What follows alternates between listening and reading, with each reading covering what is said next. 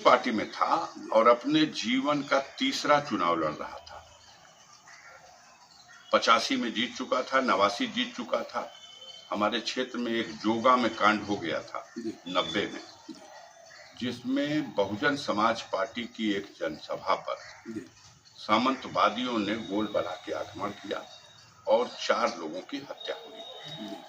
उनकी लाशों को गंगहर नाले में फेंक दिया गया। जब ये खबर मुझे मिली, मैं कम्युनिस्ट पार्टी का विधायक था, लेकिन मेरे क्षेत्र की घटना थी। मैं पहुंचा अपने लोगों के साथ वहां। मेरा रास्ता रोका गया। मुझे कहा भी गया कि आपसे कोई मतलब नहीं है इस घटना से, दूसरी पार्टी के साथ। गरीबों की बात थी। हमने कहा कि इसमें कैसी पार्टी है? इसमें कोई पार्टी नहीं। मैं जाऊंगा। और गया। बस्ती फूंक दी गई थी। महिलाएं खेतों में छुपी हुई थी, नंगी कर दी गई थी कितनी महिलाएं। जो कर सकता था मैंने वहां कैंप कर दिया, रुक गए, लाशें छानी गई, जाल डाला गया।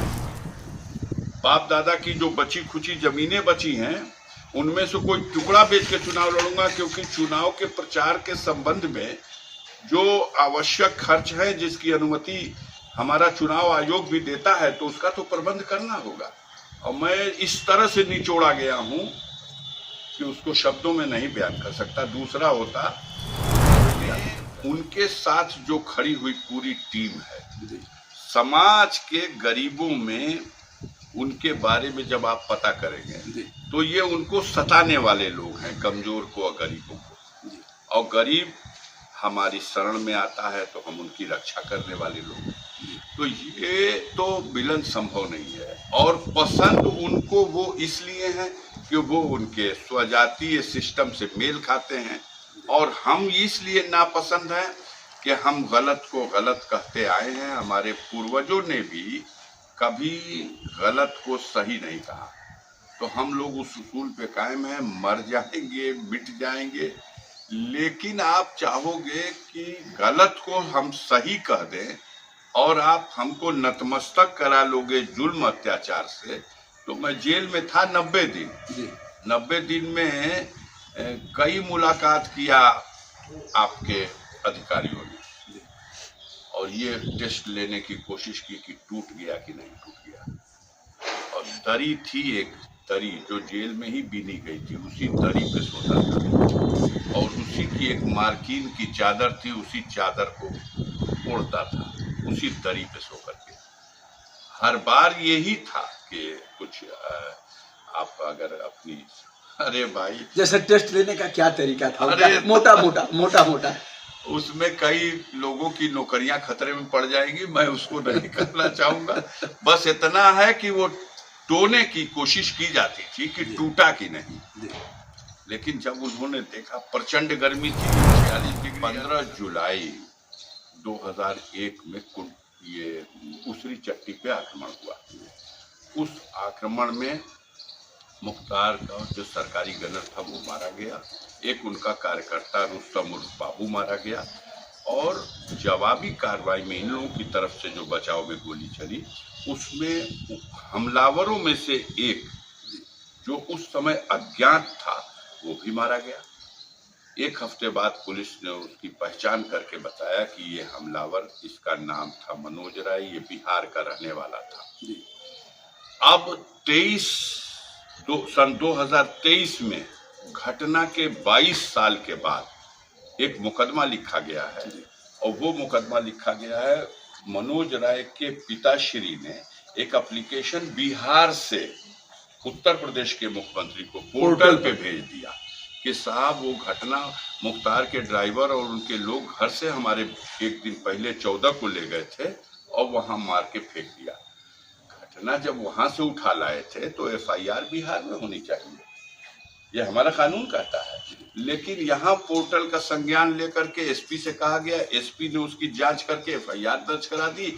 आज उस घटना के जो इंजर्ड विटनेस हैं, जो उस घटना के चश्मदीद गवाह हैं, उनको सुरक्षा और संरक्षण प्रदान करा जाए। ब्रजेश सिंह के खिलाफ उसमें FIR हुई थी, त्रिभुवन सिंह के खिलाफ FIR हुई थी। तो 2001 की घटना से ब्रजेश और त्रिभुवन को कैसे बचाया जाए, तो पूरी सरकार खड़ी हो गई, कानून को ताक पर रख करके 23/23 एक नया मुकदमा 22 साल बाद कायम किया गया। घटना एक स्टोरी दो, एक स्टोरी उसी समय की जिसपे एफआईआर हो चुकी है, दूसरी स्टोरी 22 साल बाद जन्म दी जा रही है कि उसको घर से उठा के लाए थे और अपने घर पर ही मार दिया गोली और ले जा करके वहां फेंक करके शोर मचा के हवाई फायर करके और झूठा मुकदमा कायम करा दिया। तो अब इतना सब कुछ परिस्थितियों में बड़े परीक्षा की घड़ी थी, पाकिस्तान के खिलाफ लड़ना था और कश्मीर में लड़ना था। आज भी कट्टरपंथी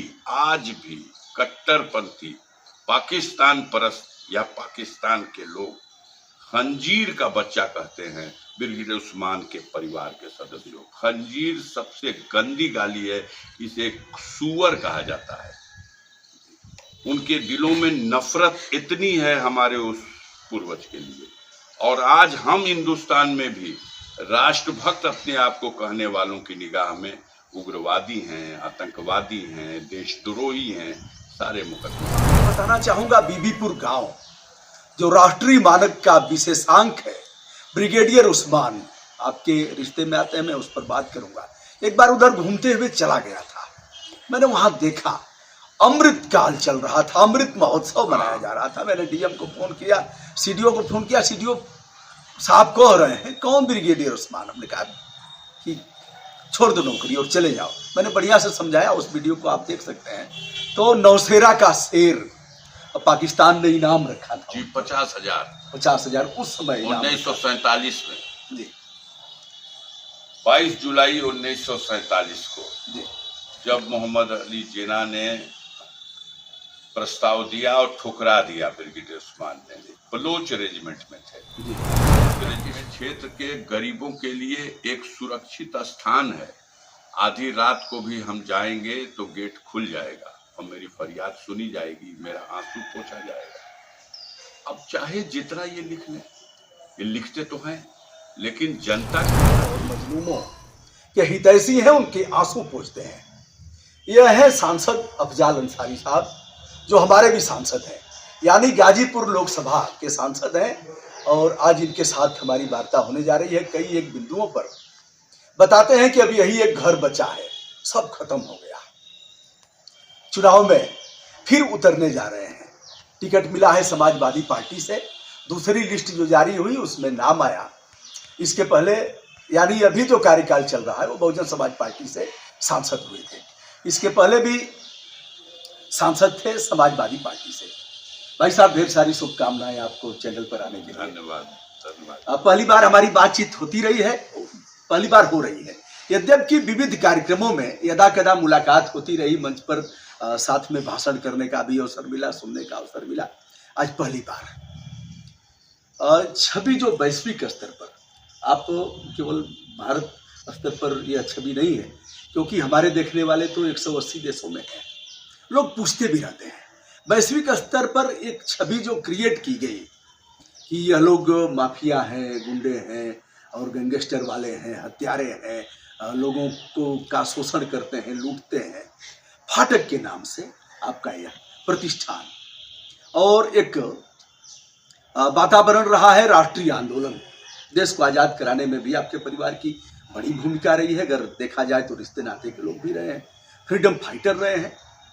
तो एक तो आप चुनाव में उतरेंगे, उसके पहले यह जो छवि क्रिएट की गई, जैसे हमसे कई लोग पूछते हैं कि क्या अब तो वर्चस्व खत्म हो गया होगा, अब तो सब योगी जी ने खत्म कर दिया, अब क्या है उन लोगों की स्थिति? देखिए, आपकी बातों में कई सवाल उभर गए। एक चीज मैं आपको बताऊं, पहले चीज कि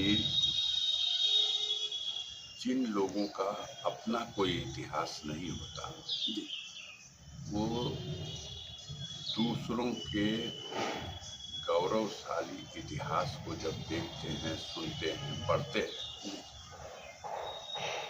तो वो उनके अंदर जलन पैदा होती है। कुछ ऐसे तत्व हैं, कुछ लोग नहीं, ज्यादातर लोग तो उस इतिहास को सम्मान देते हैं, लेकिन कुछ लोग हैं जोश से चलते हैं, तो हम लोगों के लिए हमें ऐसा लगता है कि हमारे परिवार का जो इतिहास है, उस इतिहास से जो घबराने और नफरत करने वाले लोग हैं, उन लोगों ने एक बहुत ही बड़े पैमाने पर एक साजिश के तहत एक अभियान चलाया।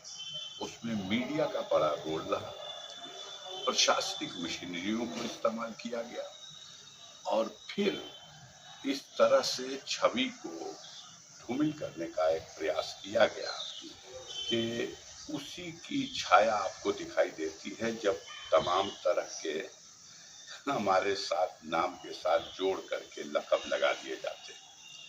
वैसे भी विशेषाधिकार प्राप्त हैं तमाम हमारे यहाँ जुडिशियरी में लोगों को, हमारे निर्वाचित जनप्रतिनिधियों को, लेकिन जो विशेषाधिकार मीडिया को प्राप्त है, क्षमा करिएगा इसके लिए, उसमें कोई जवाबदेही नहीं है। बाकी में तो जवाबदेही है, मीडिया जिसको जो संज्ञा दे दे, अब वो जो संज्ञा दे देगा उसकी कोई जवाबदेही नहीं है। कानून से ऊपर या थोड़ा ही है कि जो चाहे, कानून से भी परे हट करके सिर्फ इतना ही तो कहना होता है, अगर कहीं कानून का फंदा गर्दन तक आ गया कि हम खेत प्रकट करते हैं, इतनी सी बात है। या सारा दिखा के कह देंगे कि हम इस स्टोरी की सत्यता को प्रमाणित नहीं करते हैं, ये हमारी सुनी सुनाई बातें हैं।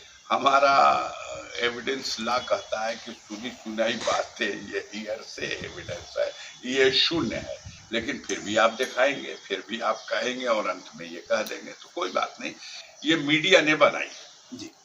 और दुर्भाग्य ये है कि हम लोग इस परिस्थिति में आज जो देश और प्रदेश की सरकार है, इसके निशाने पर आ गए। और इसके निशाने पर आने की वजह ये थी कि इन लोगों को ये डर सताता है कि पूर्वांचल की राजनीति में लोकसभा या विधानसभा या गांव स्तर तक के पंचायतों के चुनाव में किसी भी स्तर पर इन लोगों की पकड़ आम जनमानस में अच्छी है। इसलिए इन लोगों को डैमेज होना चाहिए। पहले तो वो मेरी छवि को खराब करेंगे, दूसरे हमारे खिलाफ षड्यंत्र के तहत झूठे मुकदमे बनाएंगे और फिर मीडिया में उसका खूब प्रसारित करेंगे। अब बड़े आराम से अफजाल अंसारी को भी तो डिक्लेयर ही कर दिया गया कि एक इतिहास है इनका अपराध का, लेकिन मेरे इतिहास से जुड़ी हुई आपराधिक घटना में अगर आइएगा तो जीवन की पहली घटना जिसमें मेरे खिलाफ किसी अपराध की FIR हुई, वो सन 2001 में 9 अगस्त को, जो क्रांति दिवस की संज्ञा दी गई 9 अगस्त को, उसी दिन के लिए भारत बंद का आह्वान था।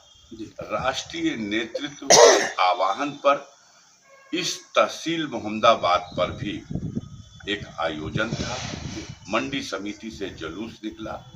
FIR कहती है कि 4000 लोगों का जुलूस लेकर अफजाल अंसारी पैदल मार्च करके 4 किलोमीटर तहसील पर गए और प्रदर्शनकारियों में से कुछ लोगों ने वहां तोड़ फोड़ कर दी। ये धरना प्रदर्शन और तोड़ फोड़ के नुकसान का अनुमान खुद उनके द्वारा 10,000 रुपए की क्षति का है।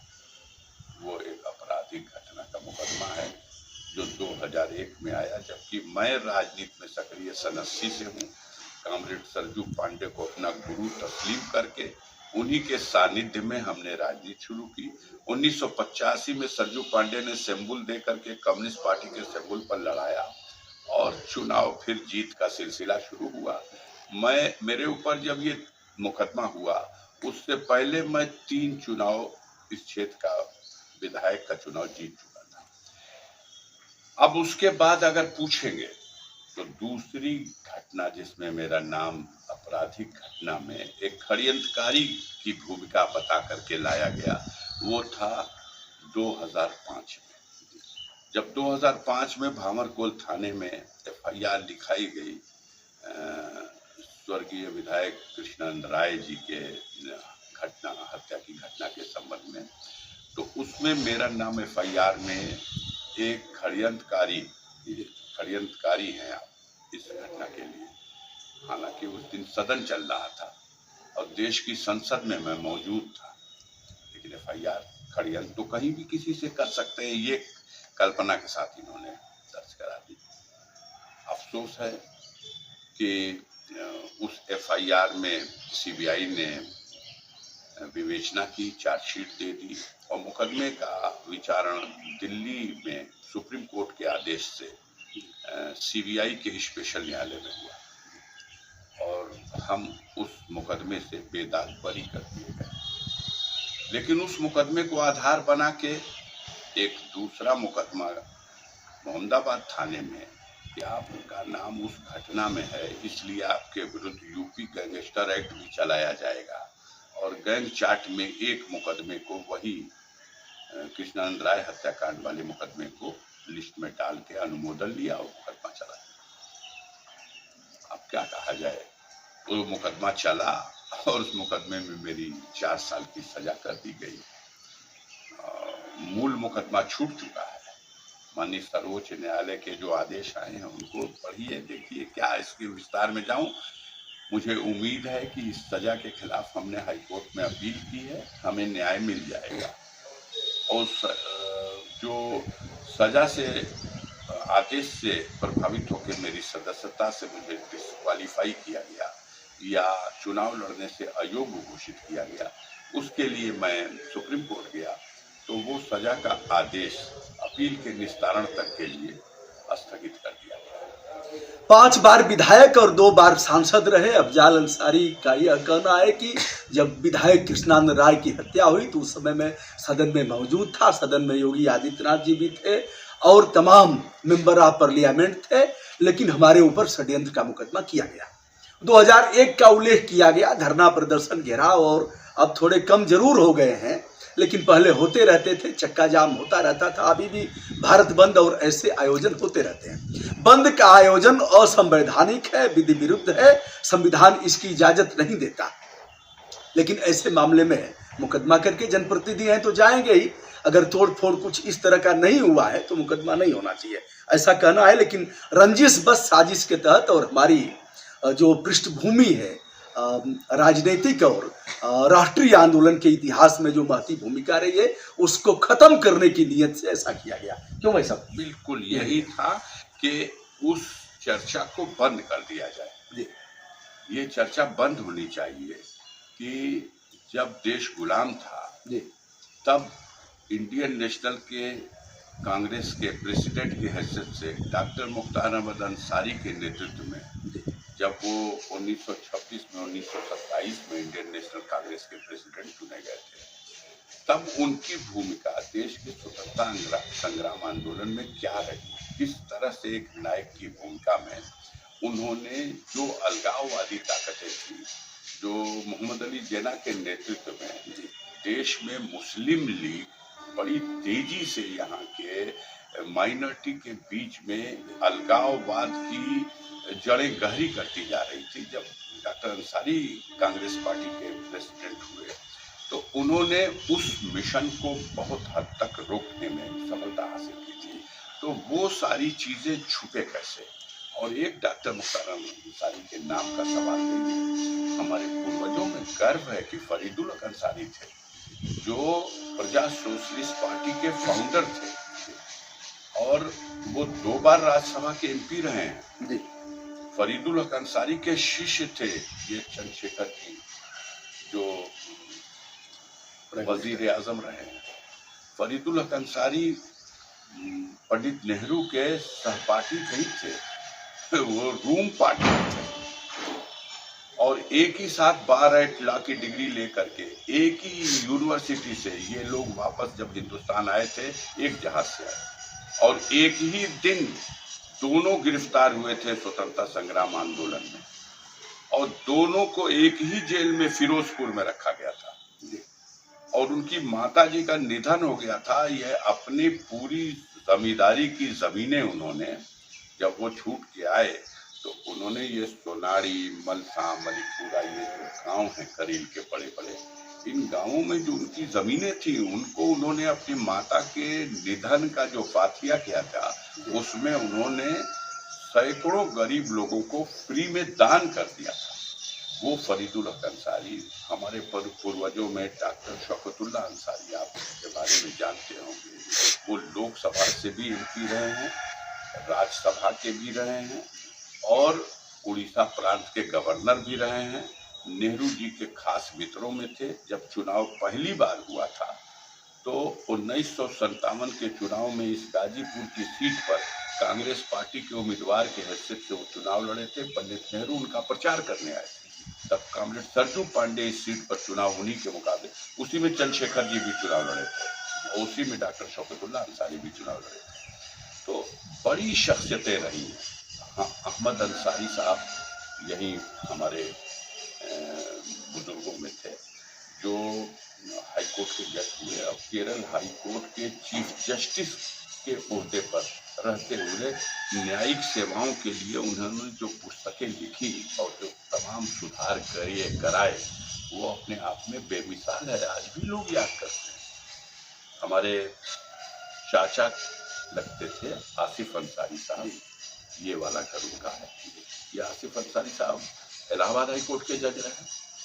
तो जो हमारा पृष्ठभूमि है, मेरे पिता फ्रीडम फाइटर थे, उमर अंसारी साहब फ्रीडम फाइटर थे, हामिद अंसारी जो उपराष्ट्रपति रहे हैं उनकी माता जी और मेरे पिता की माता जी सगी बहनें थी। अब्दुल अजीज अंसारी साहब जो हामिद अंसारी के पिता थे वो भी फ्रीडम फाइटर रहे। 12 लोगों ने इस परिवार में, इस खानदान में स्वतंत्रता संग्राम आंदोलन में इस तरह की भूमिका निभाई जो जेल गए, यातनाएं सही, कोड़े खाए, कुर्बानियां दी। उस गौरवशाली इतिहास से नफरत करने वाले, जलने वाले लोग उसको छुपाने के लिए साजिश के तहत मुख्तार अंसारी का नाम पहले उछाला गया। मुख्तार अंसारी मेरा छोटा भाई है, हम लोग 3 भाई हैं, हमसे भी एक बड़े भाई हैं सिबतुल्ला साहब। मुख्तार अंसारी हमसे 10 साल छोटा है। जब हम विधायक हो गए थे तो अभी वो फुटबॉल खेला करता था हाफ पैंट पहन, और वो डिग्री कॉलेज में पढ़ता था। डिग्री कॉलेज में अपनी जो मित्रों की उनकी मंडली रही होगी, उन मित्रों की मंडली में बदनाम लोगों के नाम के साथ उसका भी नाम जुटा और फिर मुख्तार अंसारी के नाम के साथ उसके परिवार का नाम जुटा और फिर हम सब लोगों के लिए ये मीडिया का प्रयत्न रहा कि सबको उसी में समेट दिया जाए और एक के बाद एक, एक के बाद एक, एक के बाद एक उनके खिलाफ जो फर्जी मुकदमों का सिलसिला शुरू हुआ वो अपनी जगह था। अब तो हद हो गई।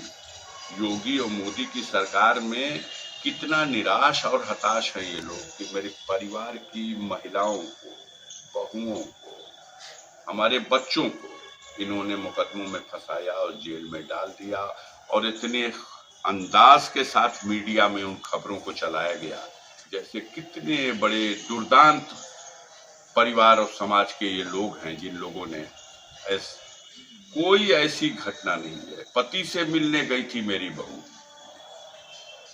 और ऐसी कहानी बनाई गई कि बाप रे, उसमें उसको 1 साल से भी कम उम्र का बच्चा था और जेल में डाल दिया गया। 6 महीना जेल में वो सड़ती रही। जब जमानत हुई तो बाहर निकल सकी। इन लोगों ने जुल्म की इंतहा कर दी है। ये जो घर है, ये घर स्वतंत्रता संग्राम आंदोलन के समय में देश के उन क्रांति वीरों की एक पनाह गाह था। यहाँ अपने फरारी के दिनों में कॉमरेड सरजू पांडे रुका करते थे। तमाम पुराने इतिहास से जुड़ी हुई घटनाएं जिसे आप फाटक कहते हैं, फाटक इस क्षेत्र के गरीबों के लिए एक सुरक्षित स्थान है।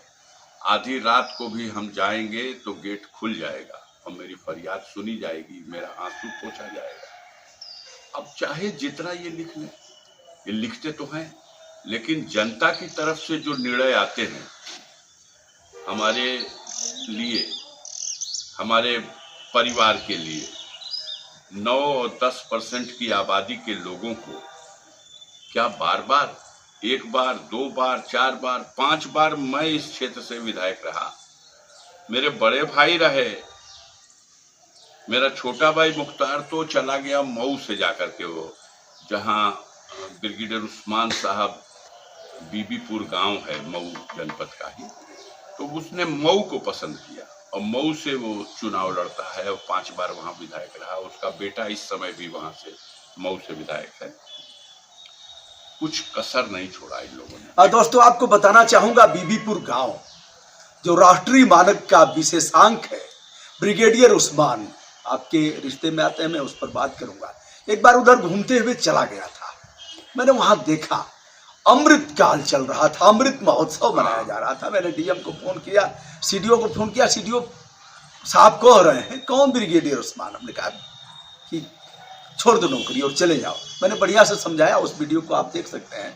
तो नौशेरा का शेर पाकिस्तान ने इनाम रखा था जी, 50,000 उस समय 1947 में जी, 22 जुलाई 1947 को जी, जब मोहम्मद अली जिन्ना ने प्रस्ताव दिया और ठुकरा दिया ब्रिगेडियर उस्मान ने। बलोच रेजिमेंट में थे जी, बलोच रेजिमेंट को रिजाइन कर दिया और इंडियन आर्मी के कमीशन के उस वक्त 5 ही ऑफिसर थे, जनरल करियप्पा, जनरल मानिक शाह, उसी रैंक में थे ब्रिगेडियर उस्मान जी। वो कह रहे थे आइए यहाँ हम सेना का जनरल बना दे रहे हैं जी। उन्होंने कहा जिस जमीन में पैदा हुआ, जिस धरती में पैदा हुआ, उसी वतन में मरना पसंद करूंगा, उसी मिट्टी में दफन होना पसंद करूंगा। उस स्थिति में जब नौशेरा की जंग, जब झांगर की जंग, आप तो वहां जाके कर चुके हो सारी स्टोरी। वो ये सामने घर है जो हामिद अंसारी साहब का, इनके बगल वाला जो इधर खंडर आप दिखाएंगे तो जैसा खंडर वहां दिखा ना, वैसे ही खंडर ये है। तो हफीज दादा, मजीद दादा, और मजीद दादा से बशीर दादा, और बशीर दादा से सुहैल और साकिब, ये शाख है ब्रिगेडियर उस्मान की। पूर्वजों की जो ऊपर की कहानी है वो बड़ी गौरवशाली है। हमारे परिवार ने, पूर्वजों ने भी, जो आपके ब्रिगेडियर उस्मान साहब के पिता, आपने शायद किया हो, न किया हो तो इस पे कर लीजिएगा, उनके पिता मोहम्मद फारूक साहब थे। ब्रिगेडियर उस्मान साहब सगे 3 भाई थे। ब्रिगेडियर सुभान जो सेना में ही डॉक्टर थे, और दूसरे गुफरान, और तब ये उस्मान। ये उमर फारूक नाम था इनके वालिद का, जो जब बनारस में एक कोतवाली थी, सिर्फ एक ही पूरे जिले में, उस कोतवाली में 11 साल कोतवाल रहे। तो उमर फारूक साहब जब कोतवाल थे, तो ये हमारी जो अंसारियों की ये फैमिली है, ये गोहना मोहम्मदाबाद एक जगह है मऊ जिले की, और दूसरी जैसे अजीज दादा की बेटी गोहना मोहम्मदाबाद में भी ब्याही, और इसी तरह मजीद दादा का ये बीबीपुर में है, यहाँ ये यूसुफपुर में। तो ये फिर इसके आगे बढ़िएगा तो सीधे हैदराबाद में ये फैमिली। हम लोग लिखते हैं अंसारी, टाइटल पूर्वजों ने लगा रखा, तो हम लोग भी अपने में लगा रखे हैं, लेकिन हम अपर क्लास माइनॉरिटी में काउंट किए जाते हैं। तो स्थिति ये है कि उन पूर्वजों के उस इतिहास को आज भी जब याद करते हैं तो आंसू निकल जाता है कि ब्रिगेडियर उस्मान 3 जुलाई 1948 को विपरीत परिस्थितियों में, बड़े परीक्षा की घड़ी थी, पाकिस्तान के खिलाफ लड़ना था और कश्मीर में लड़ना था। आज भी कट्टरपंथी, आज भी कट्टरपंथी पाकिस्तान परस्त या पाकिस्तान के लोग खंजीर का बच्चा कहते हैं ब्रिगेडियर उस्मान के परिवार के सदस्यों। खंजीर सबसे गंदी गाली है, इसे सूअर कहा जाता है। उनके दिलों में नफरत इतनी है हमारे उस पूर्वज के लिए। और आज हम हिंदुस्तान में भी राष्ट्रभक्त अपने आप को कहने वालों की निगाह में उग्रवादी हैं, आतंकवादी हैं, देशद्रोही हैं, सारे मुकदमे हम पर लगाए जा रहे हैं। देशद्रोह का भी मुकदमा है। अब तो इनकी मर्जी है, इसकी परिभाषा जिस तरह से चाहे लिख दें। जिन लोगों ने नाखून भी एक नहीं गंवाया देश की आज़ादी की लड़ाई में, वो सर कटाने वालों को आज कीड़ा फेंक, उनके ऊपर कीचड़ फेंक रहे हैं।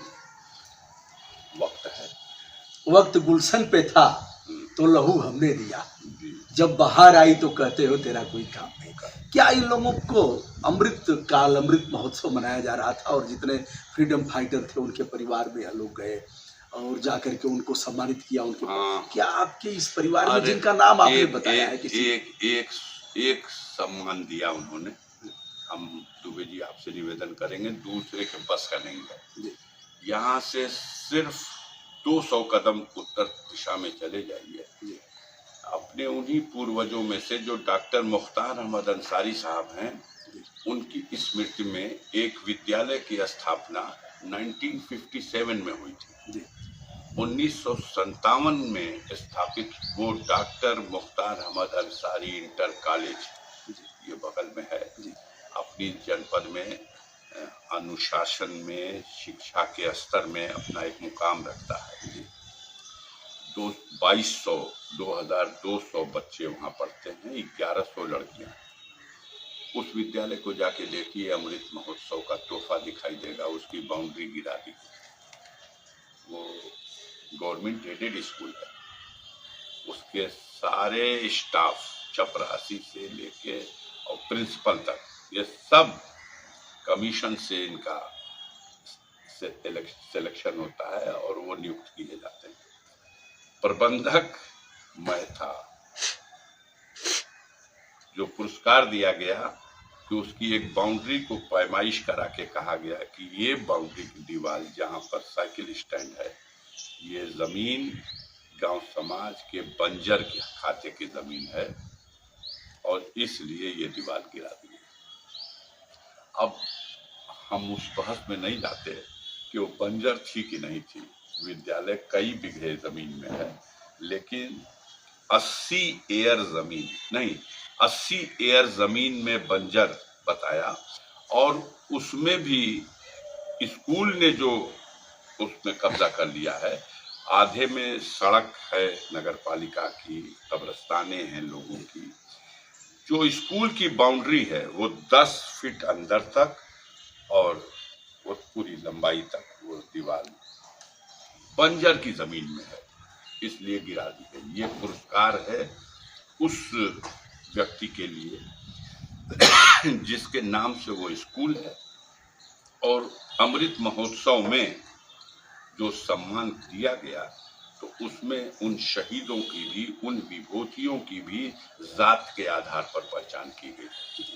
और इतनी हताशा है यहाँ इस पूरे क्षेत्र में, हर वर्ग हर जाति के लोगों को, क्योंकि इन्हीं के बच्चे पढ़ते हैं, कि डॉक्टर मुख्तार अहमद अंसारी के स्कूल की उस बुनियाद को खोदना ये सरकार के नफरत का एक बेहतरीन नमूना है। आगे आने वाले दिनों में जब कभी इनको उसके बारे में सोचेंगे तो प्रायश्चित करेंगे। डीएम और एसपी और राज्य सरकार के आदेश से ये गिरा दिया, छोड़ दिया। ऐसा रिएक्शन क्यों है? क्या है इसके मूल में? मूल में ये है कि हमारे पूर्वज मुख्तार अंसारी हैं कि हमारे पूर्वजों में डॉक्टर मुख्तार अहमद अंसारी हैं। ये नीचे से ऊपर चलना चाहते हैं। अफजाल अंसारी का परिचय दिया जाएगा, मुख्तार अंसारी के भाई अफजाल अंसारी। हमने बताया जब हम विधायक हो चुके थे तब मुख्तार अभी हाफ पैंट पहन के फुटबॉल और हॉकी खेलता था। तो वो डॉक्टर मुख्तार अहमद अंसारी जहाँ से इतिहास शुरू होता है देश के स्वतंत्रता संग्राम आंदोलन से, या वो ब्रिगेडियर उस्मान जिन्हें मरणोपरांत वीरता के लिए महावीर चक्र मिला, जो नौशेरा का शेर कहा गया, वहां से अगर वहां से शुरू होगा तो मेरा बैकग्राउंड सामने आएगा, और अगर मुख्तार अंसारी से शुरू होगा तो उसको इन्होंने तो कलर फिल्म बना ही डाला है, कलर फिल्म बना डाली मुख्तार के ऊपर। शायद आप भी कहीं रहे होंगे तो सुने होंगे, 15 जुलाई 2001 में ये उसरी चट्टी पे आक्रमण हुआ। उस आक्रमण में मुख्तार का जो सरकारी गनर था वो मारा गया, एक उनका कार्यकर्ता रुस्तम उर्फ बाबू मारा गया, और जवाबी कार्रवाई में इन लोगों की तरफ से जो बचाव में गोली चली उसमें हमलावरों में से एक जो उस समय अज्ञात था वो भी मारा गया। एक हफ्ते बाद पुलिस ने उसकी पहचान करके बताया कि ये हमलावर, इसका नाम था मनोज राय, ये बिहार का रहने वाला था। अब सन 2023 में घटना के 22 साल के बाद एक मुकदमा लिखा गया है, और वो मुकदमा लिखा गया है मनोज राय के पिताश्री ने एक एप्लीकेशन बिहार से उत्तर प्रदेश के मुख्यमंत्री को पोर्टल पे भेज दिया कि साहब वो घटना मुख्तार के ड्राइवर और उनके लोग घर से हमारे एक दिन पहले 14 को ले गए थे और वहां मार के फेंक दिया। घटना जब वहां से उठा लाए थे तो एफआईआर बिहार में होनी चाहिए, ये हमारा कानून कहता है, लेकिन यहाँ पोर्टल का संज्ञान लेकर के एसपी से कहा गया, एसपी ने उसकी जांच करके एफआईआर दर्ज करा दी। आज उस घटना के जो इंजर्ड विटनेस हैं, जो उस घटना के चश्मदीद गवाह हैं, उनको सुरक्षा और संरक्षण प्रदान करा जाए। ब्रजेश सिंह के खिलाफ उसमें एफआईआर हुई थी, त्रिभुवन सिंह के खिलाफ एफआईआर हुई थी, तो 2001 की घटना से ब्रजेश और त्रिभुवन को कैसे बचाया जाए, तो पूरी सरकार खड़ी हो गई कानून को ताक पर रख करके। 23/23 एक नया मुकदमा 22 साल बाद कायम किया गया। घटना एक स्टोरी दो, एक स्टोरी उसी समय की जिसपे एफआईआर हो चुकी है, दूसरी स्टोरी 22 साल बाद जन्म दी जा रही है कि उसको घर से उठा के लाए थे और अपने घर पर ही मार दिया गोली, और ले जा करके वहां फेंक करके शोर मचा के हवाई फायर करके और झूठा मुकदमा कायम करा दिया। तो अब इतना सब कुछ जो करने को तैयार है, उसकी नैतिकता मर चुकी है, और हम क्या कर सकते हैं इससे ज्यादा। और राजनीति में कोई अस्थाई शत्रु मित्र नहीं होता। बहुत से लोग, जैसे आप भी कम्युनिस्ट में रहे, फिर समाजवादी पार्टी में गए, बहुजन समाज पार्टी से आप सांसद हुए, समाजवादी पार्टी से उसके पहले सांसद थे। आपके बहुत से लोग ऐसे हैं जो उनसे भी जुड़े हुए हैं। आदित्यनाथ योगी के साथ आप संसद सदस्य भी रहे, मुलाकात होती रहती होगी, उसमें रही होगी। तो क्या कोई बीच का रास्ता नहीं निकल रहा है? सब ऐसे ही कर ले रहे हैं, समझौता कर ले रहे हैं, तो ऐसे इसमें अड़चन क्या आ रही है? आपके बीच के लोग पहल कर भी सकते हैं, उधर भी जुड़े हैं, आपके तरफ भी जुड़े हैं। क्षमा करिएगा, आपके लिए नहीं कह रहा हूँ, लेकिन आज ये बीच वाला रोल सबसे ज्यादा मीडिया के भाई करते हैं। तो जो कुछ मीडिया से जुड़े हुए कुछ ऐसे लोग थे, कई बार हमसे इस सवाल पर बात कर डाले। सवाल इस बात का नहीं है, रास्ते में उनके साथ जो खड़ी हुई पूरी टीम है, समाज के गरीबों में उनके बारे में जब आप पता करेंगे तो ये उनको सताने वाले लोग हैं, कमजोर को और गरीबों को। और गरीब हमारी शरण में आता है तो हम उनकी रक्षा करने वाले लोग हैं। तो ये तो मिलन संभव नहीं है, और पसंद उनको वो इसलिए है कि वो उनके स्वजातीय सिस्टम से मेल खाते हैं, और हम इसलिए नापसंद हैं कि हम गलत को गलत कहते आए हैं। हमारे पूर्वजों ने भी कभी गलत को सही नहीं कहा, तो हम लोग उस उसूल पे कायम हैं। मर जाएंगे, मिट जाएंगे, लेकिन आप चाहोगे कि गलत को हम सही कह दें और आप हमको नतमस्तक करा लोगे जुल्म अत्याचार से। तो मैं जेल में था 90 दिन। 90 दिन में कई मुलाकात किया आपके अधिकारियों ने, और ये टेस्ट लेने की कोशिश की कि टूट गया कि नहीं टूट गया। और दरी थी, एक दरी जो जेल में ही बीनी गई थी, उसी दरी पे सोता था, और उसी की एक मार्किन की चादर थी, उसी चादर को ओढ़ता था। उसी दरी पे सो करके। हर बार यही था कि कुछ आप अगर अपनी, अरे भाई जैसे टेस्ट लेने का क्या तरीका था? अरे मोटा उसमें कई लोगों की नौकरियां खतरे में पड़ जाएंगी, मैं उसको नहीं करना चाहूंगा। बस इतना है कि वो टोने की कोशिश की जाती थी कि टूटा कि नहीं, लेकिन जब उन्होंने देखा प्रचंड गर्मी थी, 46 डिग्री 48 डिग्री, मैं जेल में था और झेला। एक संकल्प होता है ना, वो संकल्प कठिन से कठिन परिस्थितियों में आपके अंदर एक शक्ति दे देता है, और मुझे शक्ति मिली। मैं 90 दिन झेलता रह गया और निकला तो मीडिया के भाइयों को नमस्कार करके चला गया कि भाई हमारा सब कुछ गाजीपुर में एक तरह से लूट चुका था, लेकिन फिर हमें खुशी इस बात की है कि जगह, जमीन, खेत, बाग, बगीचा, मकान, दुकान या और चीजें जो लूट ली गई या तोड़ दी गई या बर्बाद की गई या पेट्रोल पंप, लेकिन कम से कम संतोष इस बात का है कि मेरी असली पूंजी जो गाजीपुर के न्यायप्रिय जनता है, जो गाजीपुर के गरीब हैं, उसको ये लूट नहीं पाए हैं। वो आज भी मेरी पूरी तरह से सुरक्षित है, बल्कि लगता है कि उसमें वृद्धि हुई है। हम अपने आंसू मेरे सूख गए जब मैंने देखा कि गरीबों के लिए उनके दिल में, मेरे लिए उनकी आंखों में आंसू है। मैंने कहा अब मुझे आंसू बहाने की जरूरत नहीं, कि मेरे लिए उनके मन में आज भी दर्द है और उनकी आंखों में आंसू है। मैं जब कहता था कि अब तो जीवन भर मैं शायद चुनाव न लड़ सकूं, तो मेरा हाथ पकड़ के महिलाएं रोती थी कि ना बाबू ऐसा ना हो, ऊपर वाला था, और वो हो गया। आज मैं इस योग हूं, मैं गौवा में जा रहा हूं तो लोग कह रहे हैं कि सामान्य परिस्थिति में हो सकता है भैया आपसे किसी बात पे नाराजगी रही हो, लेकिन आज कोई सवाल नहीं होगा। आज एक सवाल होगा कि आपके साथ अत्याचार हुआ है, पूरे परिवार पे अत्याचार हुआ है, हम लोग इसमें साथ देंगे आपका। और इसी भरोसे पर हम जान रहे हैं, हम तो कुछ भी नहीं है। मैंने पहले दिन कहा था और आपके चैनल के माध्यम से भी कह रहा हूं कि चंदा मांग के चुनाव लड़ूंगा।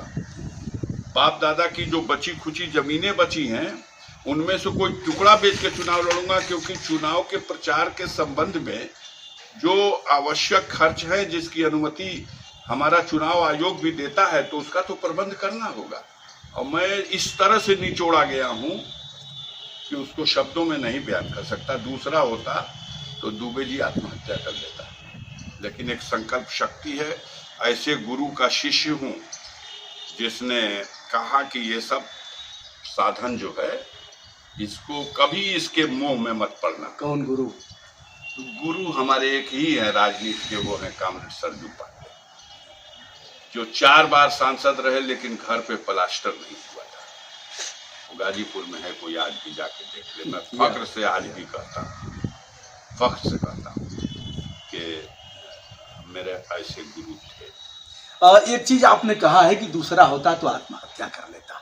तमाम झंझावात पूरे परिवार, जहां मैं बैठा हूं, स्वयं सांसद और 2 भतीजे विधायक हैं, बड़े भाई भी 2 बार विधायक रहे। तो इस तरह का, और मुख्तार अंसारी, जिनका नाम बताने की आवश्यकता नहीं, आपके छोटे भाई जो 5 बार मऊ से विधायक रहे। ऐसे परिवार में अब यही चीज बची है जिस पर हम लोग हैं। ये अभी पुश्तैनी है फ्रीडम फाइटर परिवार की। अब आप बेच करके चुनाव लड़ेंगे। अभी तक प्रत्याशी आपके खिलाफ कोई उतारा नहीं गया। अब इससे ये तो अंदाज लगता है कि कितना गंभीर हैं लोग हमारे प्रति, या इनको फीडबैक जा रहा होगा जनता के मूड और मिजाज का, तो घबराहट बढ़ी होगी इनकी। अभी तक तो ये सत्ता के पावर के नशे में और घमंड में थे, और इनको ये घमंड था कि हमारी सरकारी मशीनरी हमको चुनाव जिता देगी।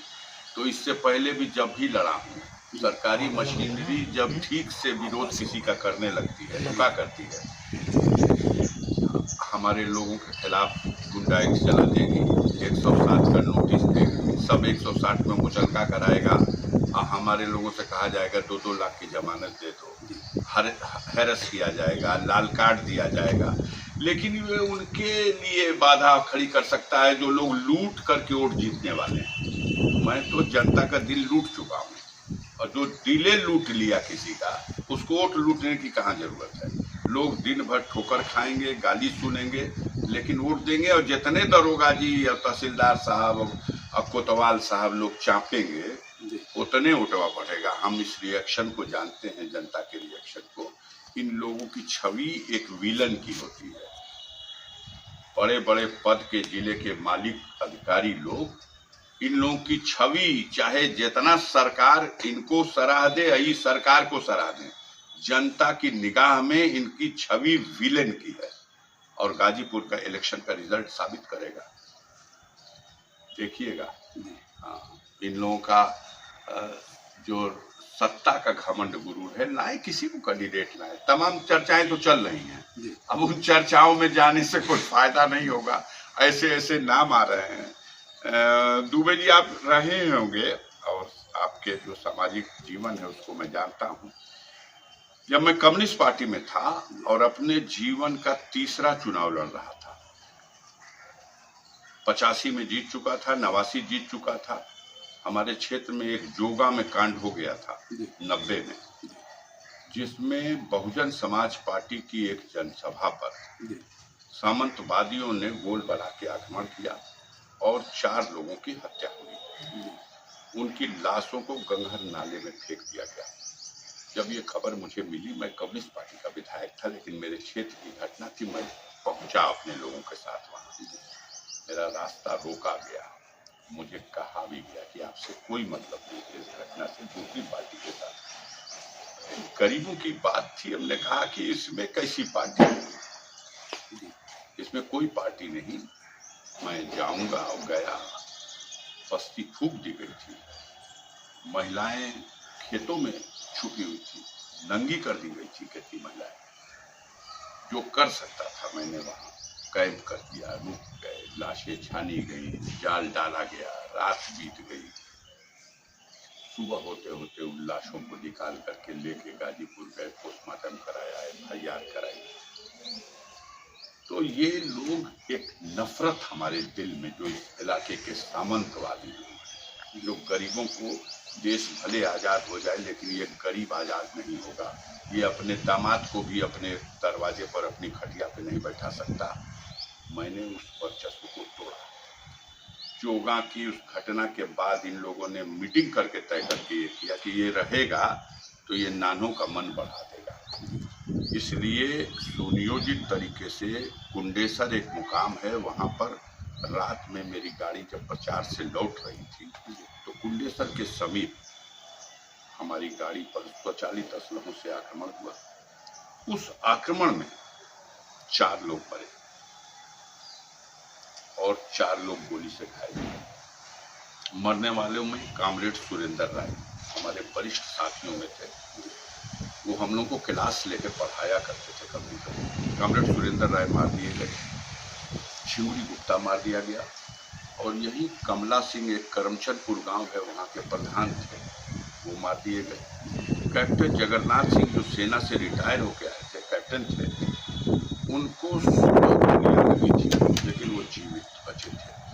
कामरेड रामेश्वर राय वो भी मर गए कुछ दिनों के बाद। वो थे और प्रधानाध्यापक के पद से रिटायर थे, बुजुर्ग आदमी। वो गोली से छलनी हो गए, उनके आंख में भी गोली लग गई थी, वही उनकी मौत का कारण बनी। उसके बाद दीनानाथ राय मुड़ेरा के ग्राम प्रधान थे, मारे गए। ये टीम, और ये नाम मैं ले रहा हूं, आप रिकॉर्ड में लीजिएगा और पता करिए ये कैसे लोग थे, क्या थे। और ये आक्रमण करने वाला, हमने उस समय, हमें ज्ञान भी नहीं था, हमने किसी के नाम से FIR नहीं कराई है। हम राजनाथ सिंह की तरह धरना देकर के अफजाल अंसारी पे नहीं FIR कराए, अज्ञात FIR हुई। पुलिस ने खोज करके निकाला कि ब्रजेश सिंह, त्रिभुवन सिंह, फलाने सिंह, इस गैंग ने ये आक्रमण किया था। पुलिस की चार्जशीट में नाम आ गया और वो आदमी फरार चल रहा था। 25 साल तक फरार रहा है, 5 लाख तक का इनाम रहा है। 91 में 2 मई 91 को मेरे ऊपर घटना घटी। सेशन उस वक्त TN सेशन थे निर्वाचन आयोग। गाजीपुर का चुनाव स्थगित करने के लिए उन्होंने मीटिंग बुलाई। ये DMSP हमारे विश्वनाथ शास्त्री साहब के पास, अरे साहब हम लोग सब सस्पेंड कर दिए जाएंगे, बड़ा नुकसान होने जा रहा है। हम लोगों ने कहा ठीक है, अगर प्रबंध हो सके तो चुनाव कराइए, हम अपनी तरफ से मांग नहीं करेंगे। तो चुनाव हुआ। चुनाव उस घटना के बाद तुरंत फिर 10 दिन बाद एक और घटना घट गई, जो राजीव गांधी की हत्या हुई। और पहले चरण का चुनाव हो गया था, दूसरे चरण के चुनाव के बीच में ये हत्या हो गई। पूरा चुनाव 1 महीना स्थगित हो गया। गणना भी हुई जो तो 1-1.5 महीने के बाद हुई, उसमें भी हम भारी अंतर से चुनाव जीत गए। तो ये लोग उस घटना के अभियुक्तों को पकड़ नहीं पाए। तो 10 साल बाद उसने उसरी में कांड कर दिया, पकड़ नहीं पाए उसको। आज जो VIP ट्रीटमेंट दिया जा रहा और अब जो चर्चा की जा रही कि गाजीपुर में अफजाल के खिलाफ उसको चुनाव लड़ाया जाएगा, मैं तो कहता हूँ आइए, न्यायालय में तो आपने सबूतों को छेड़छाड़ कर दिया या गवाहों को खरीद लिया या असंसदीय हो जाएगा। नहीं, मैं कहता हूं कि किसको मिला लिया और आपने अपने फैसले अपने आइए, जनता की अदालत में आइए। अगर फैसला हो जाएगा, आपसे अगर मुकाबला हो जाए, फैसला हो जाए, सारी जिंदगी राजनीति छोड़ दूंगा। हमारे सामने लाइए ना उनको। नाम आया है ब्रजेश सिंह और त्रिभुवन सिंह का। मुझे स्मरण है भाई साहब, आपका जिस कोर्ट में मुकदमा चल रहा था MP MLA कोर्ट में, जिस कोर्ट ने गैंगस्टर एक्ट के तहत मुख्तार अंसारी और आपको सजा सुनाया, उसी कोर्ट में ब्रजेश और त्रिभुवन का भी मुकदमा था उसरी कांड में संभवतः। वो लोग यहाँ से क्यों भगे? यहाँ से उसी कोर्ट में था जिसने सजा दिया था। हाँ, उस कोर्ट ने कहा कि गवाही हो और एक गवाह गुजर गया। फिर उन्होंने वादी मुकदमा को सम्मन कर दिया, मुख्तार अंसारी आए गवाही देने। जब वादी मुकदमा के लिए सम्मन हुआ तो प्रशासन ने ये देखा कि अगर ये जाएंगे गवाही हो जाएगी। तो वो कोर्ट का मूड इस तरह का है। देखिए, होता ये पहले ही से सेट हो जाता है तो अंदाज लग जाता है कि कोर्ट सेट हो गई और रिफ्यूज कर दिया आपके प्रस्ताव को। तो चालाक लोग हैं, उन लोगों ने महसूस कर लिया था। ये अजीबो गरीब है घटना, लेकिन आलोचना तो फैसलों की भी होती है, अपील भी होती है। अभियुक्त ने कहा केस का ट्रायल हटा दिया जाए क्योंकि अफजाल अंसारी और मुख्तार अंसारी प्रभावशाली हैं और जज उनसे मिलके हम लोगों को न्याय नहीं करेगा। उस जज पे जिसने 10 साल मुख्तार को और 4 साल अफजाल को भेजा, उसको हमसे मिलने की संज्ञा देकर के वहां अपील हुई। और अपील में फैसला क्या हो रहा? उत्तर प्रदेश की तकनीकी है ये, क्षेत्र की सीमाएं बटी हुई हैं लखनऊ हाई कोर्ट और इलाहाबाद बेंच की हाई कोर्ट की। हाई कोर्ट एक ही है, लेकिन उनके कौन कौन जिले हैं, इनके कौन कौन जिले हैं। तो इलाहाबाद हाई कोर्ट के रेंज में गाजीपुर जिला तो है, लेकिन इलाहाबाद हाई कोर्ट के रेंज में लखनऊ जिला नहीं है। और ट्रांसफर क्या हुआ? गाजीपुर की केस हटाया गया, अपने जुरिडिक्शन वाले जनपद में नहीं भेजा गया है, दूसरे जुरिडिक्शन यानी लखनऊ ट्रांसफर कर दिया गया। चल रहा व्यवस्था है पूरी मशीनरी। जब अभियोजन ही और जो रक्षक होना चाहिए वही भक्षक बन गया, वही झूठे मुकदमे कायम करके SIT बना के चार्जशीट दे करके पकड़ के जिस गवाह का बयान करा दिया था, यहाँ दुर्गेश पांडे की कोर्ट में हो गया था, वो चुन्नू पहलवान इस 23 वाला मुकदमा लिख के जेल भेज दिया था। उस दिन तक ये मुकदमा नहीं था, लेकिन जब उसकी गवाही हो गई तो उसको जेल भेज दिया।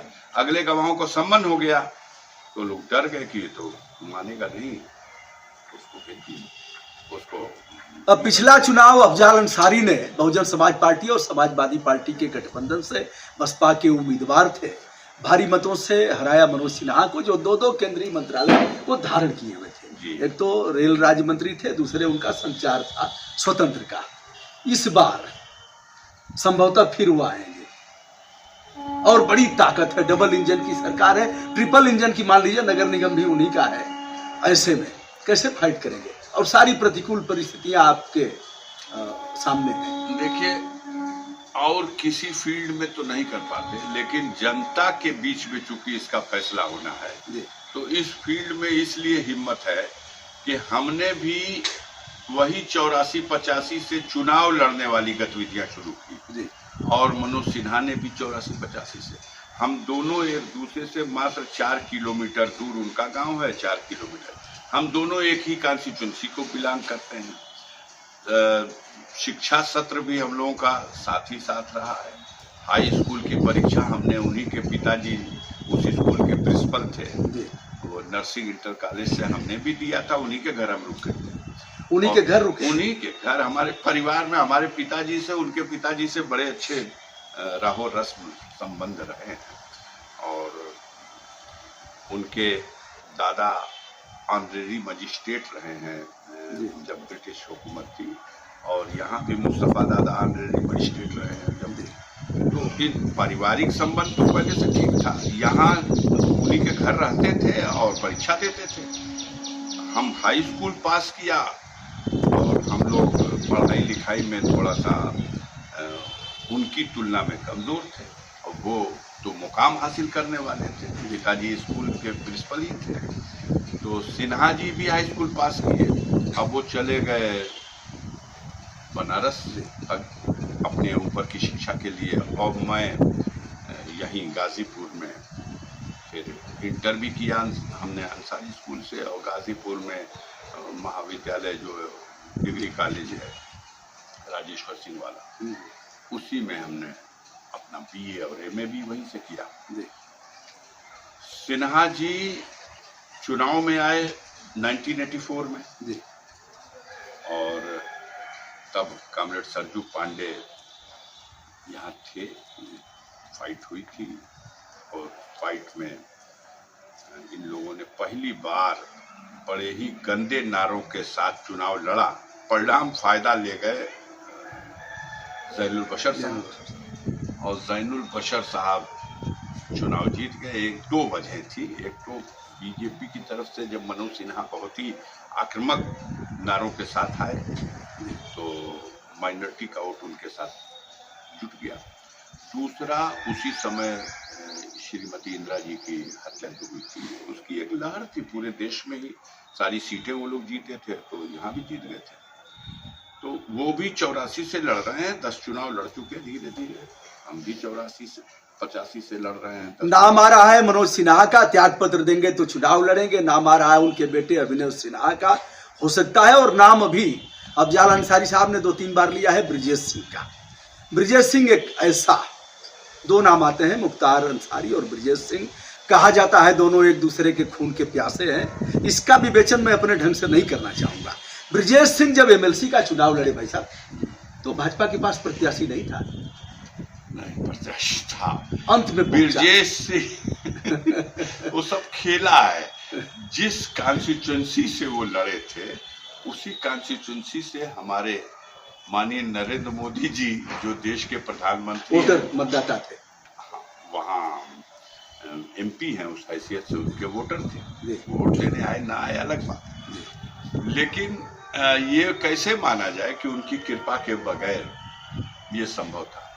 उनकी कृपा हुई। इस बार तो वो नहीं हिम्मत कर सके।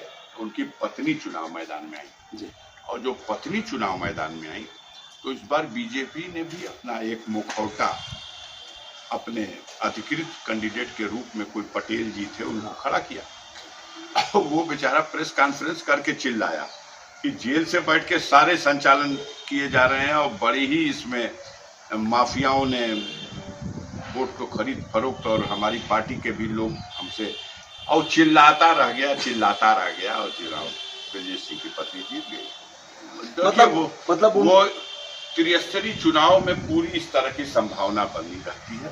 खरीद फरोख्त की राजनीति संभव है, लेकिन पब्लिक के चुनाव में ऐसा नहीं, ये नहीं होती, खूब होती है। लेकिन ये लाखों लाख, अब 21 लाख के लगभग वोटर हैं गाजीपुर में। तो इसको खरीदने के चक्कर में सरजू पांडे के खिलाफ लड़ाई हो रही थी। राजा ओसानगंज की कोठी भी गई थी, गाजीपुर आए थे चुनाव लड़ने, वो नहीं हो पाया। तो ये भी हम समझते हैं कि इनकी दौलत खत्म हो जाएगी, लेकिन गाजीपुर की जनता को नहीं खरीद पाएंगे। अगर लड़ना चाहें तो लड़ें। सिन्हा जी के साथ एक बना दी गई है छवि की विकास पुरुष थे। मैं एक सवाल पूछता हूँ, इसका कोई माकूल जवाब होता है। ये आपने ही कहा कि वो संचार मंत्री थे, आप बताइए संचार मंत्री की हैसियत से भारत सरकार सबसे आधुनिक और सबसे सुसज्जित साधनों से लैस हमारा संचार माध्यम, और उसके बाद वो वक्त जब 100 ठो सिम मिलता था सांसद लोगों को अपने क्षेत्रों में देने के लिए, तो लाइन लगती थी, सोर्स लगते थे। वो सिम था जब ब्लैक होता था। और आज तरक्की की किस प्रकाष्ठा पर पहुंचा दिया सिन्हा जी ने उसको। उनके सामने दो रास्ते थे कि नया नया जियो इंट्रोड्यूस हो रहा, मिट्टी में जियो मिलेगा या मिट्टी में बीएसएनएल मिलेगा। उन्होंने कुछ ऐसा प्रबंध किया कि बीएसएनएल मिट्टी में मिल गया और जियो आकाश की बुलंदियों में पहुंच गया।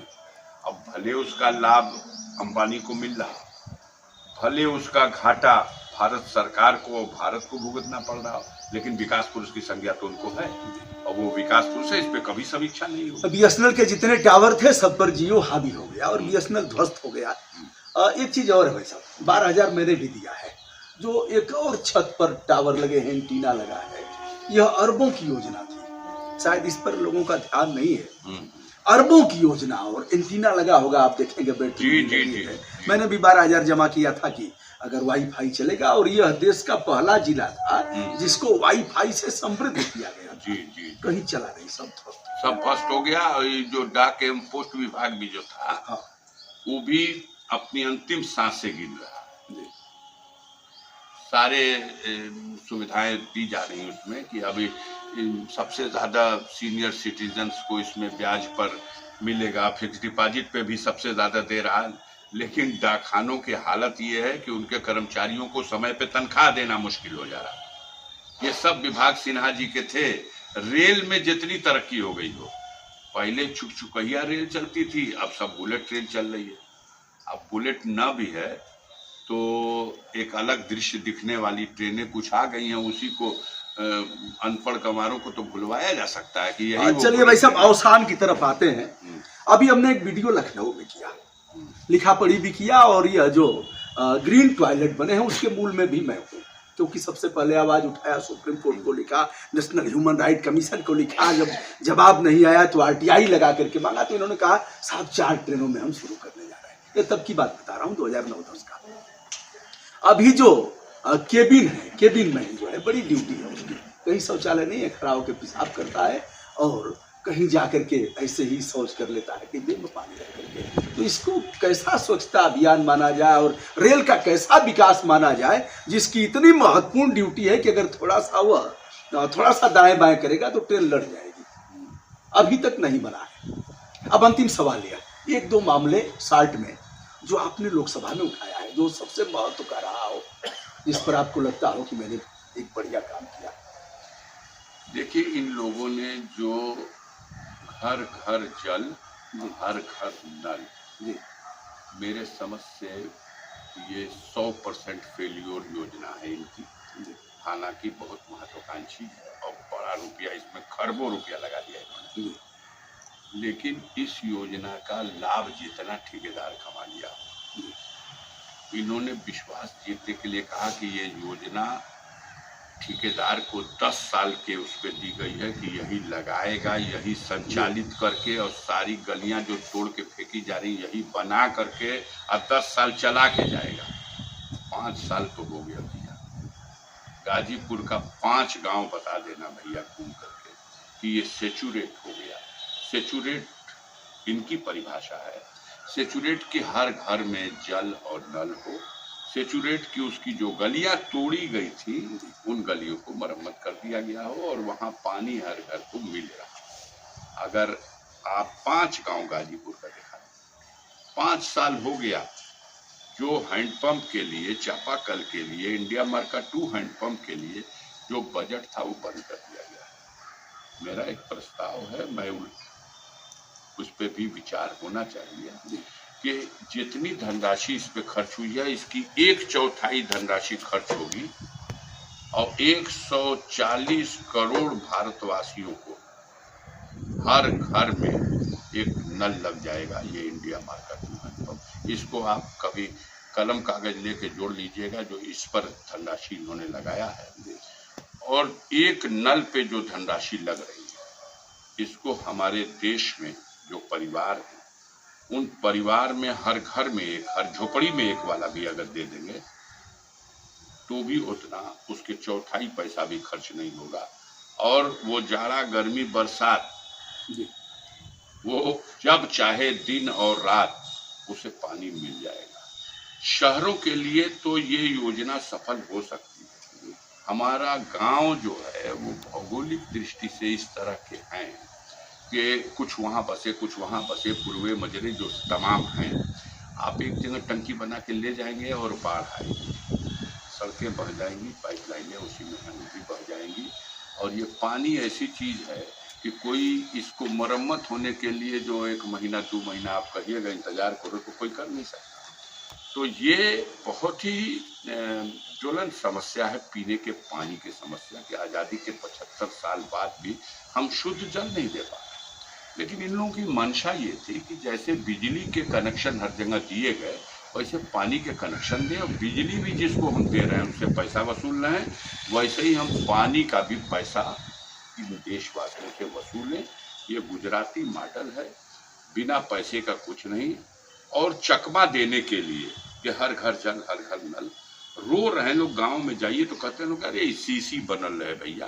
ये जब गांव अम्बेडकर विलेज भइल रहे, चाहे लोहिया गांव भइल रहे, चाहे कौनो दीनदयाल उपाध्याय के नाम से ये किसी जनप्रतिनिधि के द्वारा दी गई जो भी सड़कें थी खन के फेंक दिया। बहुत से लोगों ने कह दिया है भैया ये ना बिछी, तो ले जाओ ने बिछावा। गाँव में जाइए ना, बहुत सी गलियां जहाँ ये पाइपलाइन ही नहीं बिछी है। और इनका दावा है कि हर घर को नल, हर घर को, वो जैसे दावा था कि फ्री बिजली देंगे, कनेक्शन लगा। कनेक्शन लेने के लिए लोग समझे कि सचमुच फ्री है बिजली देंगे, और कनेक्शन मड़ई में मीटर लटका के चले गए और बिजली 76,000 रुपए की बिल आ रही है के बेर 2 बरिस की। अब आदमी नाच रहा और पागल हो गया। तो वही सब इनका जो मामला है वो होता कुछ है, कहते कुछ है, करते कुछ है। ठेकेदारों की कमाई खूब है, बाकी आम जनता को कोई राहत नहीं। 90% जनता आज भी चापाकल का पानी पी रही है।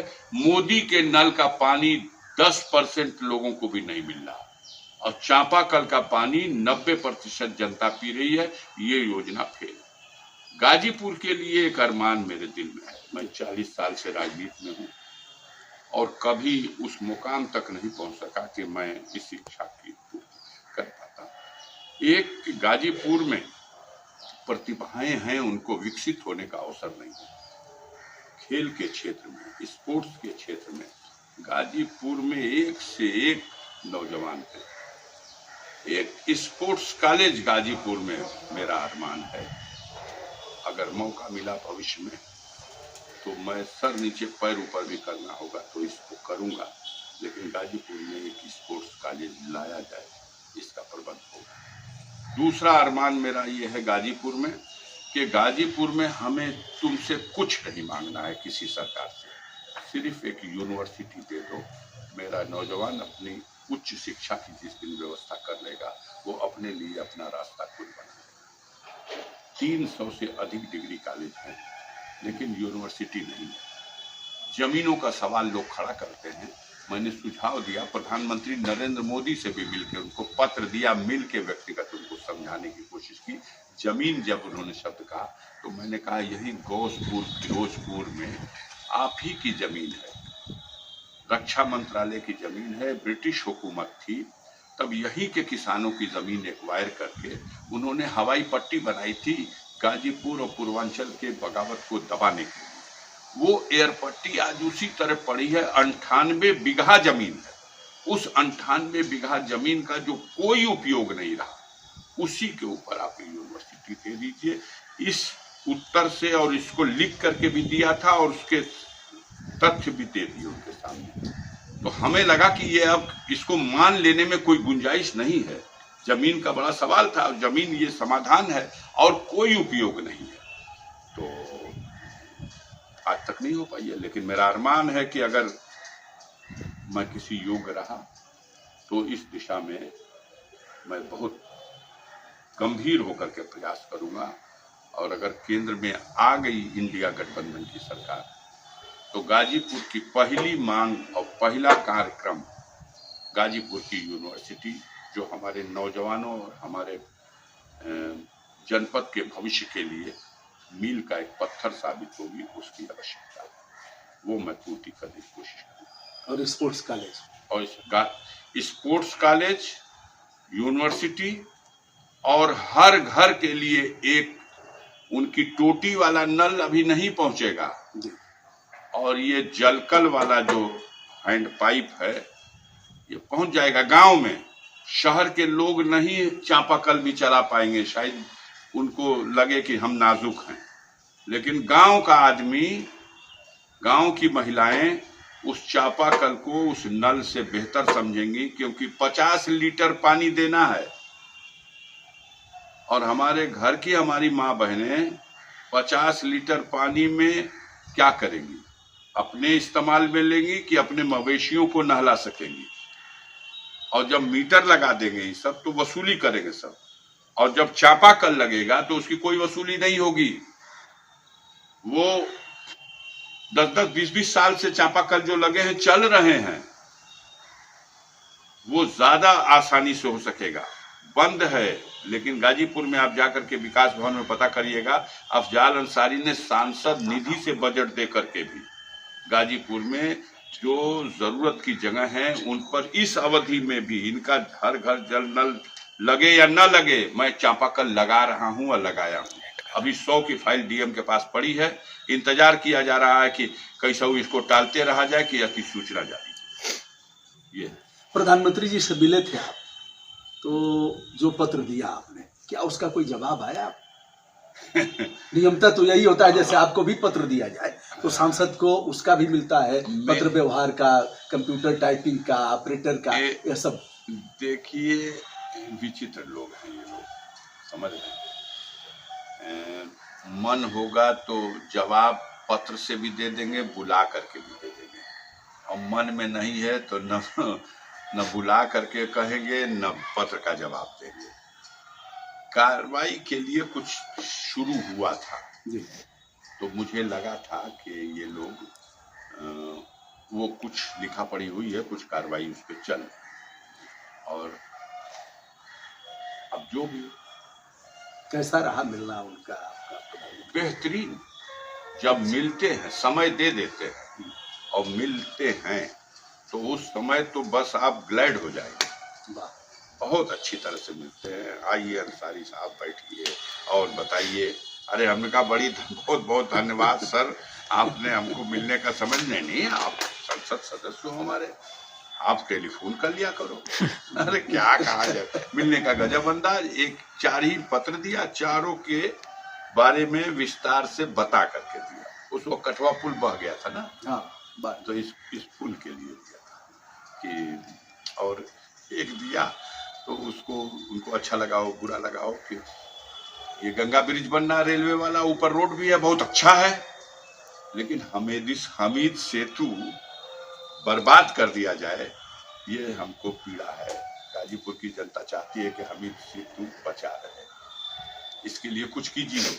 सेतु बना हुआ है लेकिन सेतु चल नहीं रहा, उस पर आप बड़े वाहन नहीं देख सकते। सेतु बना हुआ है धर्मपुर घाट वाला चमनिया, लेकिन बना हुआ है, चल नहीं रहा। तो ये कागजी हाथी देख के क्या किया जाए? ये इसलिए प्रदेश के मुखिया से मिलना जुलना हुआ कभी किसी? समय मांगा, नहीं दिए। इनके लोग चाहते हैं बात हमसे पहले करी जाए, और जो बात है वो क्या कहा जाए। अंतिम सवाल, कई कार्यक्रमों में देखा गया, संसद सदस्य की हैसियत से आप सरकारी कार्यक्रमों में, सार्वजनिक अन्य कार्यक्रमों में आप शामिल हुए, उसमें डबल इंजन के लोग भी थे, आपने उनका नाम लिया। एक मामले में तो मैं ही प्रत्यक्षदर्शी गवाह हूँ, आपके साथ एक चुनाव लड़े आमने सामने, मास्टर साहब जो प्रधानाचार्य रहे हैं, तो पहला संबोधन उनका हुआ, उन्होंने आपका नाम नहीं लिया। उसके बाद आपका नंबर आया, आपने बड़े आदर के साथ उनका नाम लिया। अभी एक मंत्री जी आए थे उत्तर प्रदेश शासन के, उन्होंने सबका नाम लिया, आपका नहीं लिया। तो ऐसे कई मामले आए होंगे, कैसा लगता है आपको? गुस्सा आता है, हंसी आती है, क्षमा करते हैं? संसदीय परंपराओं में चरित्र का बड़ा महत्व है, और हमारा चरित्र और हमारा दिल इतना छोटा हो जाए कि मंच पर कोई पदासीन हम उसका नाम भी न ले सकें। अब मंच पे तो कोई आम बैठा नहीं है, वो उस श्रेणी में है तब बैठा है, और वो श्रेणी वहाँ पर हम बर्दाश्त नहीं कर पा रहे हैं। तो ये उनके मानसिकता का परिचय होता है, और जनता इसको महसूस करती है। आप महसूस करते हैं तो हम समझते हैं कि उन लोगों को इस पे सोच के खुश तो नहीं होना चाहिए कि वो नाम ले या न ले, हम जो हैं तो हैं ही उसमें। ये गाजीपुर के कार्यक्रम की जो चर्चा किया, ये शुद्ध रूप से रेलवे विभाग का सरकारी कार्यक्रम था, उसको हाईजैक करके लोग अपना पार्टी का कार्यक्रम बनाने की कोशिश की और बना भी लिए। पूर्व अध्यक्ष भी भाजपा के, वर्तमान अध्यक्ष भी भाजपा के, और जिनको वो इंट्रोड्यूस करना चाहते हैं युवा, मतलब उस तरह से उनका भी महिमा मंडप किया गया। और माननीय मंत्री जी विवेक खो दिए, नाम ना लेना, और पत्थर पे पता नहीं नाम मिटवा पाए कि नहीं मिटवा पाए, इन पत्थरों की फीते हटे। क्या करते हैं इनको? आप क्षमा कर देते हैं? इन पर हंसी आती है? नहीं, यही सोचते हैं, गुस्सा उसा भीतर से आता है। अपरिपक्व, ये अपरिपक्व लोग हैं, और इसमें इनको दिल में जितना सुकून मिला हो, लेकिन वो सुकून नहीं, बेचैनी ये बढ़ाएगा कि ये गलत किया हमने कि ये सही किया। मतलब आपको दिक्कत नहीं होती? भाई जो प्रोटोकॉल ले सकता है उसको दूसरे के प्रोटोकॉल का भी पालन करना चाहिए। रेलवे के कार्यक्रम में प्रोटोकॉल बड़ा है संसद सदस्य का किसी कैबिनेट मंत्री से, लेकिन अब रेलवे के अधिकारी कैसे मनहूस बने बेचारे डरे से मैंने सबकी परिस्थितियों का अध्ययन किया कि ऐसे लोगों के बीच में, हालांकि जब मैं उठ के वहां से चल दिया तो उसके बाद आपने पीछे घूम के देखा या नहीं देखा, जब नरेंद्र मोदी जी आए हैं संबोधित करने तो 70 से 75% कुर्सी खाली हो चुकी थी। पीछे का दृश्य हमारे पास है, उसकी पूरी रिकॉर्डिंग। जब हम भारद्वाज भवन पहुंचे तो मुझे वहां से दिखाया गया कि ये स्थिति हो गई है।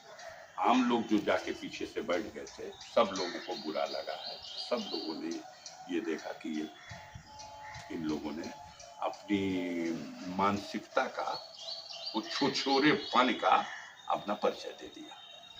डीआरएम परेशान है, उसने फोन पे कहा कि सर रात में निर्णय हुआ है कि उसमें कैबिनेट मंत्री भी उस कार्यक्रम में जाएंगे, आना चाहिए। क्योंकि हम तो हमारे क्षेत्र की परियोजनाएं हैं, उन परियोजनाओं के लिए हमने तो 19 स्थानों का दिया है संपादन, उसी में से 5 ठो हो रहा है, तो हमारे न जाने का क्या सवाल।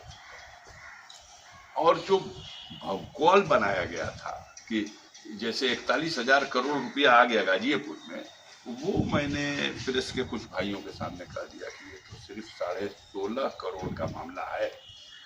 इतने करोड़ की तो हम एक अपनी पीएमजीएसवाई की सड़कों पर धन आवंटित करा दिए, और उसके सापेक्ष काम हो रहा है। तन से दिखाइया भाई, एक तो होता है नहीं, लिस्ट ले रहे हैं लोग, जहाँ जाइए बात होती है तो लोग कहते हैं भैया लिस्ट ये दे दीजिए, तो हम दे दीजिए। ये काम देखिए, ये सड़कें हैं हमारे इस कार्यकाल की एक उपलब्धि है। ये पीएमजीएसवाई ये कार्य योजना श्री नरेंद्र मोदी जी के कार्यकाल में भी संचालित हो रही है, लेकिन पहले से है। ये ग्राम विकास भारत सरकार के माध्यम से। अब पिछले कार्यकाल में जब 14वीं लोकसभा में हम थे तो 92 किलोमीटर सड़कें हमारे प्रस्ताव के यहाँ बनी। इस कार्यकाल में जब 2 साल तो डूब गया पूरी तरह से कोरोना के नजर में। तो यही एक बजट इसका जो था जिस पे पैसा लाया जा सकता था, नीति रोक दी गई थी, शून्य कर दी गई थी, हमारे नहीं सारे भारत के संसद सदस्यों की। तो हमने इसमें प्रस्ताव बनवाया और विभाग ने बड़ी मेहनत की, उस तरह की सड़कों को पकड़ा जैसा वो मानक है, और वो सड़कें गई और 3 फेज में ये तैयार हुई। ये 38 सड़कें हैं जो हमारे गाजीपुर लोकसभा क्षेत्र में बन रही, 268 किलोमीटर है और लगभग 200 करोड़ रुपए का इस पर व्यय हो रहा है भारत सरकार का। अब इसमें भी लोगों ने छिछोरापन किया। यहाँ के लोगों की हरकतें ये कंफ्यूज कर दिए मुख्यमंत्री जी को कि आप इन सड़कों का शिलान्यास कर दीजिए, बस जल्दी जल्दी योगी जी का पत्थर लगने लगा। जब योगी जी का पत्थर लगने लगा तो मैंने इस पर आपत्ति की। मैंने कहा कैसे हो सकता है, जब भारत सरकार की योजना है और प्रदेश सरकार का 10 रुपया इसमें नहीं लगा तो मुख्यमंत्री कैसे कर सकते हैं। रुक गया। हाँ, अब शासनादेश आया, अफजाल अंसारी संसद सदस्य ही इसका करेगा, तो हमने किया। अगर कोई मंत्री आ जाएगा तो कार्यक्रम की अध्यक्षता कर सकता है, तो वो उद्घाटन नहीं कर सकता, हाँ, न शिलान्यास कर सकता है, न उद्घाटन कर सकता है। तो हमने कर दिया। अब बहुत सी सड़कों पर चले जाएगा, यहाँ योगी जी का लगा, ये हमारा लगा, तो कहाँ संभव है। जिस सड़क को कर चुके हैं वहाँ हम लगा सकते थे, संभव ही नहीं था। तो वो सब हो गया। अब कंफ्यूज करने लगे लोग कि भारत का ही पैसा है, सरकार का ही तो पैसा आया है। भाई सरकार के ही पैसे तो गंगा पे ब्रिज भी बन रहा है, किसी के निजी पैसे का तो है नहीं। आप जब थे एक मंत्री तो आप प्रपोज कर दिए, वो स्वीकृत हो गया। हम हैं एमपी, हमने प्रपोज कर दिया, प्रस्तावक भी हम हैं, अनुमोदक भी हम हैं, क्षेत्र भी मेरा है। तो ये इसी पीरियड में 19 से 23 में बन रही है। तो इसका प्रस्ताव आप यही कहीं से बता दो कि किसका है। ये आगे 23-24 वाले कोई लोग सफल हुए हैं थोड़ा, इस पे बजट आवंटन से रुकवाए हुए। ये है 24 सड़कें, इन 24 सड़कों में 193 किलोमीटर है, जो हमको अभी ये 31 मार्च तक रोक सकते हैं। बस ये 23 से 24 किलोमीटर का है। तो ये आ जाएगा बजट, तो इस पे सिर्फ टेंडर होना है। बड़े महत्व की सड़कें हैं, बहुत ही इम्पोर्टेंट सड़कें हैं। इसमें आप देखिएगा तो आपको लगेगा कि इस तरह की सड़कों को इसमें हमने खींचा है। ये उपलब्धि है लगभग 450 किलोमीटर, जिसमें 268 किलोमीटर बन चली हैं, इसी मार्च तक पूर्ण हो जाएगी और पूरा बजट उनको जा चुका है। और ये बजट नहीं दिला पाया हूँ, लेकिन सारी प्रक्रिया, विभागीय प्रक्रिया, अनुमोदन की प्रक्रिया सब हो चुकी है। जैसे ही बजट इसी मार्च में लाट होगा, टेंडर हो जाएगा। तो जिले में विकास के लिए लगभग 450 किलोमीटर की सौगात, ये एक बड़ी सौगात है। पूर्वांचल के किसी जनपद से, या आप पूछ सकते हैं ITI से, जैसे भी किसी जनपद में दिखा दीजिएगा PMGSY की इतनी सड़क आई है। तो ये एक प्रयास है, स्वीकार करें या न करें लोग। और एक बात और हमने कही है, आपसे भी कहता हूँ कि मनोज सिन्हा जी गाजीपुर में 1999 में भी संसद सदस्य चुने गए थे। 98 में ओम प्रकाश सिंह जी थे और 99 में ये चुन लिए गए थे। तो 99 के बाद सिन्हा जी 2004 तक रहे, 13वीं लोकसभा में। कुछ बता दें अपनी उपलब्धि, कोई काम बता दे, कोई उपलब्धि बता दे जिले की, तो एक तब ये उत्तर आपको मिलेगा कि भाई वो तो सिर्फ संसद सदस्य थे ना। तो अफजाल अंसारी तो भी जो 19 से 24 का कार्यकाल है, वो एक संसद सदस्य है ना। और संसद सदस्य होने के नाते जो कह सकता है कि यार अपनी जनता के दुख दुख में खड़ा हूँ और एक चहेते नेता को हरा दिया है, उसका खामियाजा भी जो भुगतना था भुगता हूँ। लेकिन निराश नहीं हूँ, उदास नहीं हूँ, हताश नहीं हूँ, और पूरे संकल्प के साथ गरीबों की दुआओं की ऊर्जा मेरे साथ है। मेरी बैटरी पूरी चार्ज है। कोई भी आए चुनाव लड़ने गाजीपुर की जनता फैसला देगी, एक ऐतिहासिक फैसला देगी। लोगों को आभास हो जाएगा, ये जोड़ा करें कि बसपा और सपा का गठबंधन नहीं है, लेकिन आप देखिएगा वो बात का है, या अभी अंदाज लगा लीजिए जाके बस्तियों में, निराश है वो वोटर। कटुआ काटने वाला वोट और जीतने वाले वोट की पहचान गरीब भी करना जानता है। ये अंदर की बात है, गरीब हमारे साथ है। देखिएगा झकाझक वोट पड़ेगा, उन बस्तियों से वोट पड़ेगा जिनको ये लोग अभी नहीं काउंट कर रहे हैं। समाजवादी पार्टी के कैंडिडेट के रूप में अखाड़ा में उतर चुके हैं, लंगोट बांध करके, जांघिया और लंगोट चढ़ा करके अफजाल अंसारी।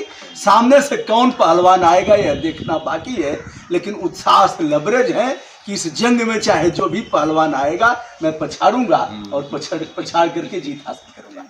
बहुत बहुत धन्यवाद, शुभकामना।